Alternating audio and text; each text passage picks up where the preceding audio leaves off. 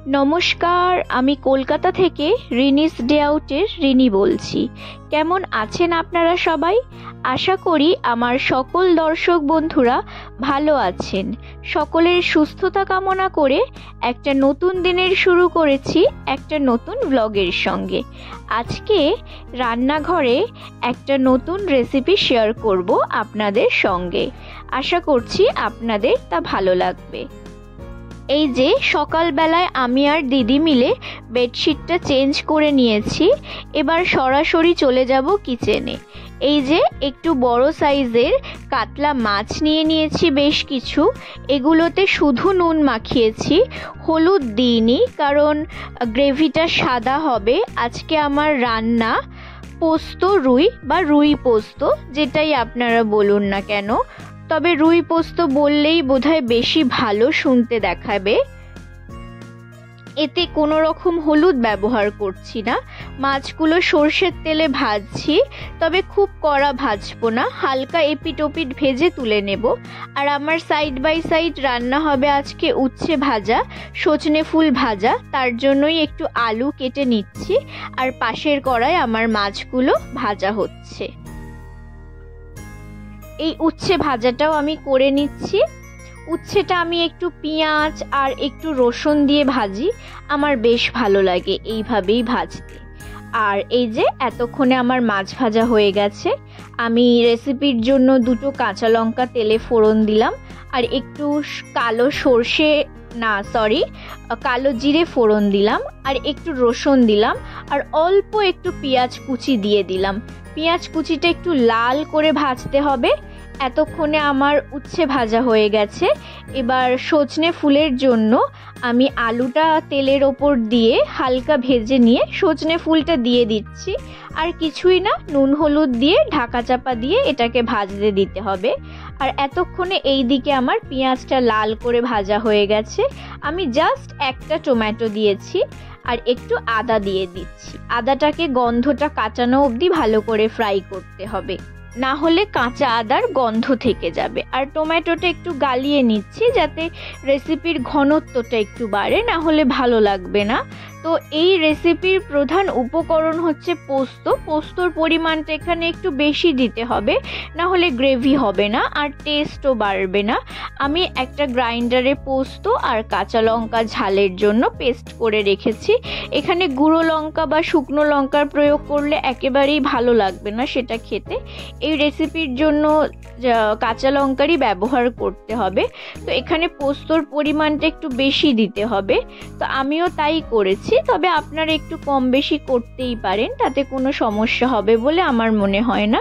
তো আমি পোস্তটা এবার ভালো বেশি করে একটু দিয়ে বাটি ধোয়া জলটাও দিয়ে দিলাম, কারণ আমার গ্রাইন্ডারে অনেকটাই পোস্ত লেগেছিল।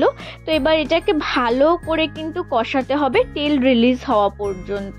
ভালো করে কষিয়ে যখন তেলটা রিলিজ হয়ে যাবে তখন এতে কিন্তু বেশি জল দিলে ভালো লাগবে না, জলের পরিমাণটা একটু কম রাখতে হবে। আমি দেখুন অল্পই জল রেখেছি, এইটা কিন্তু একদম শুকনো শুকনো গ্রেভি ভালো লাগবে, যেহেতু এটা পুরোপুরি একটা পোস্তর প্রিপারেশন। গরম ধোঁয়া ওঠা ভাতের সঙ্গে কিন্তু এই মাখা মাখা জিনিসটাই ভালো লাগবে। আমি একটু স্মেলের জন্য গোটা কাঁচা লঙ্কা দিয়ে দিলাম। এবার আমার ঝোলটা ফুটে উঠেছে, মাছগুলোকে ছেড়ে দিলাম। আর কিছুই না, এবার এটাকে একটু ফুটতে দিতে হবে।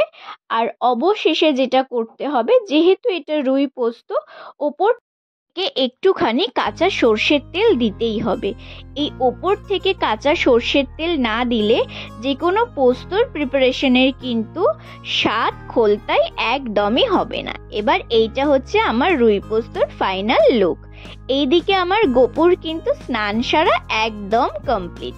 এবার ওকে আমি পরিয়ে দিচ্ছি ওর নন্দ উৎসবের জামাটা। দেখুন ওকে নন্দ উৎসবের জামাটা পরে কি সুন্দর লাগছে। আর এই লাল সোয়েটারটা মিস্টার সেন কিনেছে ওর জন্য হস্তশিল্প মেলা থেকে। সোয়েটারটাও ওকে পরিয়ে দিলাম। আর আমি কিন্তু ওকে একটুখানি সাজিয়েও দিলাম, মানে ওর অঙ্গরাগটাও করিয়ে দিলাম।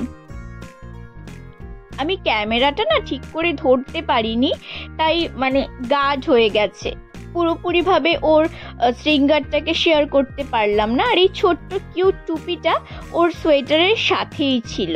তো যাই হোক আমি ওকে পরিয়ে দিলাম। আর ওর জন্য না একটা মালা নিয়ে এসছে মিস্টার সেন। অনেক দিন ধরে ওর ওই মালাটা পরানোর ইচ্ছা ছিল, তবে যে মালাটা নিয়ে এসছে, মালার যে ফুলটা, ওই ফুলটাকে না কি ফুল বলে আমরা দুজনেই ওই ফুলটার নাম কেউ জানি না। তবে দোকান থেকে বলেছে যে ওই ফুলটা নাকি কলকাতায় হয় না, ওই ফুলটা ব্যাঙ্গালোরে হয়। তো যাই হোক, ব্যাঙ্গালোর ফুল বলা যেতে পারে। তো এই যে এই মালাটা, এটা অনেক দিন ধরে মিস্টার সেনের ইচ্ছা ছিল নেবে। তো যাই হোক, আজকে পেয়েছে, তো আজকে ও নিয়ে এসছে। তো এই মালাটা পরে কিন্তু আমার গপুকে খুব সুন্দর লাগছিল, সত্যি খুব সুন্দর লাগছিল। আর সাদা ফুল তো কৃষ্ণের খুব পছন্দের রং, খুব মিষ্টি লাগছিল ওকে পরে। আমি এবার পুজোটাও একটু সেরে দিলাম আজকে। প্রতিদিন তো মিস্টার সেনই করে, আজকে আমার হাতে একটু সময় ছিল যেহেতু, তাই আমিই করলাম। আজকে নিয়ে এসেছিল নলেন গুড়ের সন্দেশ, তো এই দিয়েই দুপুরের পুজোটা দিলাম। আর একটু আরতিও করে দিলাম সাথে। ভিডিওটা একটু দেরিতে পোস্ট করলেও ভিডিওটা আমি করেছিলাম কিন্তু এক বিশেষ দিনে। আমার জীবনের শুধু বিশেষ দিন নয়, আপামোর ভারতবাসীর জীবনের এক বিশেষ দিন। আমাদের দেশনায়ক, আপামোর ভারতবাসীর দেশনায়ক নেতাজি সুভাষচন্দ্র বসুর জন্মদিন 23শে জানুয়ারি। এই ভিডিওটি আমি করি, তাই আমার কাছে যে নেতাজি সুভাষচন্দ্র বসুর ছবিটি ছিল সেটি আমি একটুখানি সুন্দর করে সাজিয়ে গুছিয়ে আজকের দিনে আমি করেছিলাম, সেটাই শেয়ার করলাম আপনাদের সামনে। আর একটু বেরিয়েছিলাম আজকের দিনে, তো আমি যেই দিনই বেরোই একটু বাইরে, চেষ্টা করি গপুর জন্য কিছু একটু আনার। তো এই টুকটাক জিনিসগুলো নিয়ে এসেছিলাম, খাবারের প্যাকেটগুলো গপুর জন্য। আর এই যে এইটা হচ্ছে সেল চলছিল চুম্বাকে, তো চুম্বাক থেকে আমি এই দুটো সেরামিক কন্টেনার নিয়ে এসেছিলাম। এগুলো আপ টু 50% পর্যন্ত সেল চলছিল। তো এই দুটো আমি নিয়ে এসেছি আমার কিচেনের জন্য। তো আমি একটা সেপারেট ভিডিও তৈরি করব যে 2024-এর ফার্স্টে আমি কি কি কিনেছি আমার কিচেনের জন্য, তাহলে আপনাদের হয়তো ভালো লাগবে দেখতে। আর রাত্রিবেলা মিস্টার সেনের আবদার হচ্ছে ওকে গরম গরম আলু ভাজা আর বেগুন ভাজা করে দিতে হবে, তো ওর জন্য সেটাই করলাম। তো একটুখানি ছোট্ট ক্লিপ রেখেছিলাম আপনাদের জন্য। সন্ধ্যাবেলা আজকে অফিস থেকে মিস্টার সেন গিয়েছিল মেজদা ভাইয়ের বাড়ি মাকে দেখতে, তো ওখান থেকে এইগুলো নিয়ে এসছে, মানে একদম গাছের, মানে দাদা ভাইদের জমিতে হয়েছিল এই শাকগুলো, দিদি ভাই তুলে দিয়েছে, মেথি শাক, মানে একদম টাটকা ফ্রেশ, বড় বড় পাতা, একদম দেখুন কি সুন্দর। আর এই যে ধনে পাতা, এগুলো দিদি ভাই দিয়েছে।